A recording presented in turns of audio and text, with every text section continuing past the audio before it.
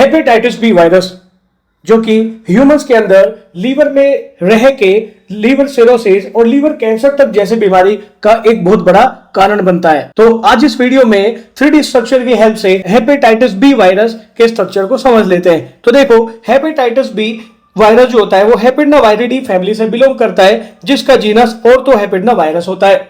Virus के अगर diameter की मैं बात करूं तो वो लगभग 42 नैनोमीटर के आसपास होता है।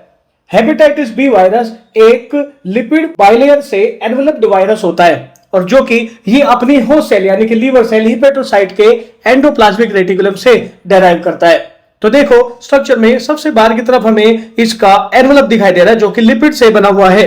फिर इसके ऊपर कुछ सरफेस एंटीजन ये यहां पर दिखाई दे रहे हैं। सरफेस एंटीजन यहां पर साइज के बेसिस पर 3 तरीके के होते हैं, एक लार्ज, मिडल और स्मॉलर साइज के होते हैं।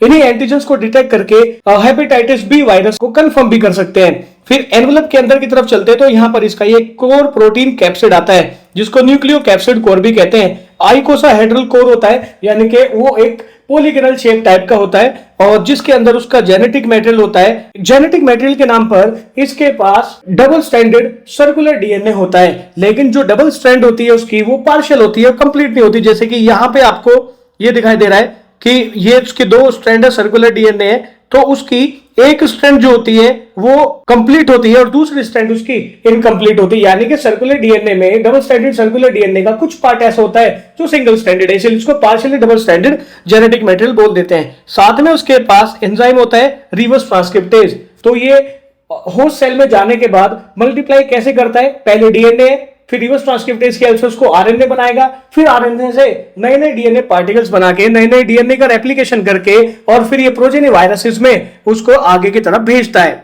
तो ये इसका स्ट्रक्चर था, और फिर साथ में इसके कुछ की फीचर्स को एक बार रिवाइज कर लेते हैं कि एनवेलप्ड वायरस है, आइकोसाहेड्रल न्यूक्लियोकैप्सिड है, partially double stranded circular genome है, इसके पास रिवर्स ट्रांसक्रिप्टेज की हेल्प से ये रेप्लिकेट करता है। हमारे पास इसकी वैक्सीन हेपेटाइटिस बी की वैक्सीन है, जनरेशन 2 या जनरेशन 3 वैक्सीन दोनों ही हमारे पास इसके लिए। ये लीवर सेल को इन्फेक्ट करता है, एक्यूट और क्रोनिक दोनों ही तरीके के इन्फेक्शन कोज करता है।